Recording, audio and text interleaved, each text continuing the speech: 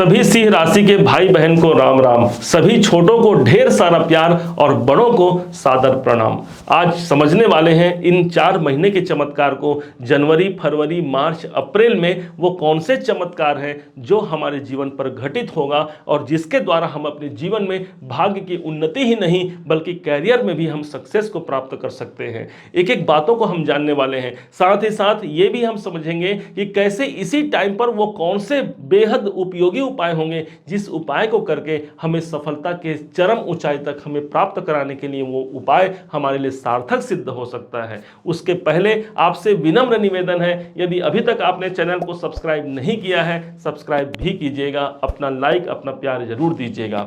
चलिए प्रारंभ करते हैं बिना विलंब के, बिना किसी रुकावट के। देवगुरु बृहस्पति एक ऐसे ग्रह बनते हैं जो कि भाग्य के ही अधिपति बनते हैं और शनि देव महाराज हमारे कर्म के देवता हैं। आप ये समझिए हमारे पास 2 टीचर हैं जो लंबे अवधि तक चलने वाले ग्रह हैं, जिनके अनुसार शनि देवता के पास एक दंड होता है, डंडा होता है। वो हमें कहीं ना कहीं कुछ प्रताड़ित करके हमें सिखाते हैं, हमें अपने जीवन में प्रोग्रेस दिलाते हैं। लेकिन देवगुरु बृहस्पति एक ऐसे ग्रह बनते हैं जो हमारे कंधे पर हाथ रख करके हमें कुछ सिखा जाते हैं, हमारे जीवन को उन्नति करा जाते हैं। ठीक इसी प्रकार से इन 4 महीनों में देवगुरु बृहस्पति अब मार्गी अवस्था में है, अर्थात उनका एक सही ट्रैक पर चलना ही हमारे भाग्य को भी एक सही दिशा प्रदान करेगा।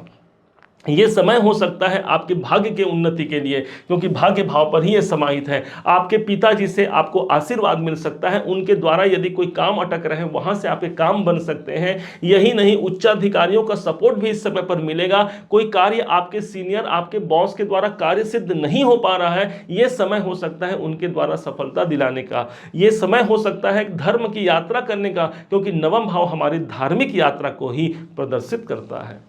यही नहीं, देवगुरु बृहस्पति की एक दृष्टि पड़ रही है जो सीधे आपके अपने राशि पर ही पड़ रही है, सिंह राशि पर।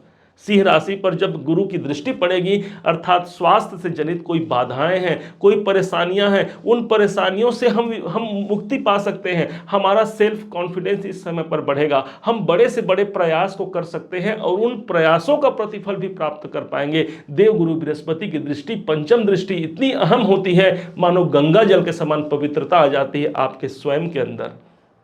इस समय देवगुरु बृहस्पति की दृष्टि अर्थात कोई नए सीखने का एक अवसर आपके जीवन पर होगा, कुछ नए जानने का अवसर होगा और जिसके द्वारा हम अपने भाग्य की प्रबलता को 100% यहाँ पर सिद्ध कर पाते हैं। देवगुरु बृहस्पति की एक दृष्टि पड़ेगी, सीधी इनकी नवम दृष्टि जो आ रही है वो आपके पंचम भाव पर आ रही है। कितना सुंदर हो गया भाई, पंचम भाव के अधिपति ही हैं और भाग्य भाव से पंचम को देख रहे हैं। इस समय पर हमारे संतान से जुड़े हुए कोई प्रॉब्लम है, कोई परेशानियां हैं, वो परेशानियां यहाँ पर सॉल्व होने की संभावना बनती है।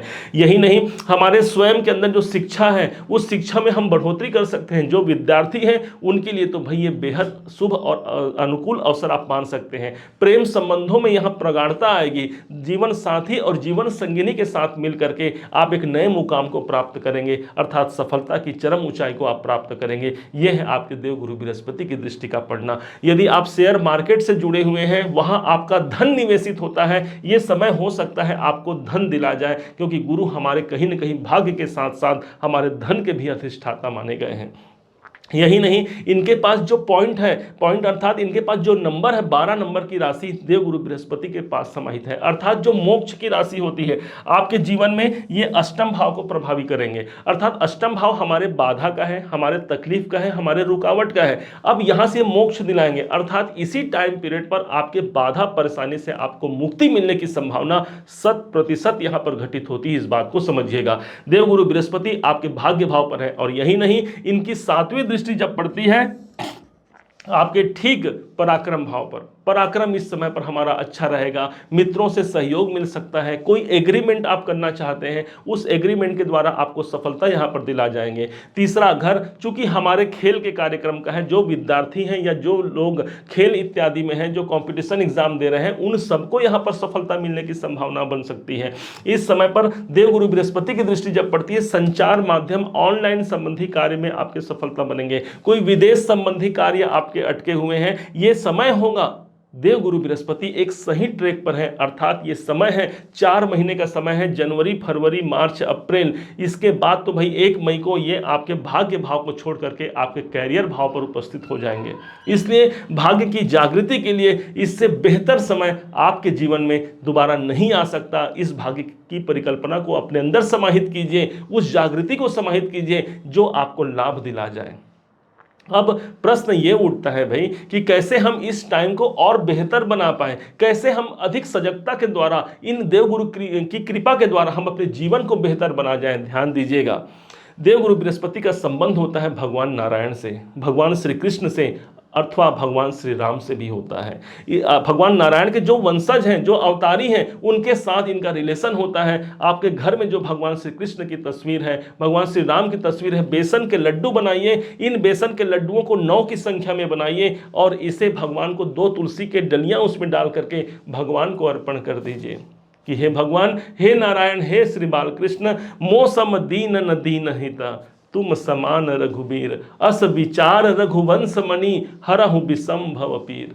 हे भगवान, मेरे समान कोई पापी नहीं है, मेरे समान कोई बुरी स्थिति में आज नहीं है, तो हे प्रभु, आपके समान कोई दूसरा पाप से निर्वृत्त करने वाला नहीं है। अपने कष्टों को यदि मैं निर्वृत्त करा सकता हूं तो प्रभु मुझे आपका आश्रय चाहिए, मुझे आपका समर्थन चाहिए। ऐसा निवेदन करते हुए भगवान को वो भोग लगाइए। 8 जो लड्डू हैं उनको सब में बांट दीजिए, चाहे आपके घर के हों या बाहर के हों, उन लोगों में बांट दीजिए और 1 लड्डू, उस बेसन के लड्डू को आप भगवान को प्रणाम करते हुए अपना पाइए। ये प्रयोग आप प्रत्येक गुरुवार को कर सकते हैं, देखिएगा कितनी अधिक जागृति मिलेगी। अन्यथा 1 गुरुवार तो आप कर ही लीजिए। यकीन मानिए ये बहुत बेहद सरल और बहुत उपयोगी उपाय है। साक्षात देवगुरु बृहस्पति मार्गीय अवस्था में है, किसी विशेष बड़े नियोजन की परिकल्पना यदि आप कर रहे हैं, ये समय हो सकता है, कोई बड़े कार्य को आप प्राप्त करना चाहते हैं, ये समय हो सकता है, क्योंकि भाग्य आपके साथ में है। क्योंकि कर्म तो हमने किया है, भाग्य हमसे रूठा हुआ है, तो कैसे भला काम बनेगा। यहां पर भाग्य हमारे साथ में है, अर्थात कार्य बनने की संभावना 100% यहां पर प्रदर्शित होती है।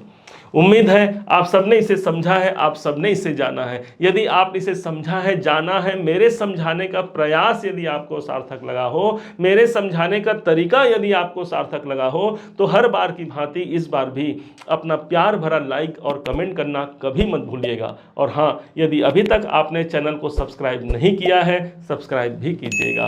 पुनः एक बार फिर आप सभी का दिवस बहुत मंगलमय हो, इन्हीं शुभकामनाओं के साथ। जय श्री राम।